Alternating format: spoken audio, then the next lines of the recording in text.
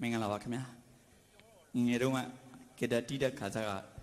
ရင်ခုန်ပျော်ရွှင်တည်ဆိုပူတဲ့တခြင်းအောင်လေးကိုပြန်ဆိုခွင့်ရတဲ့အတွက်ဝမ်းသာမိပါတယ်တောင်ကြီးဧည့်သည်ကိုနာတော်တာဆင်ပေးပါ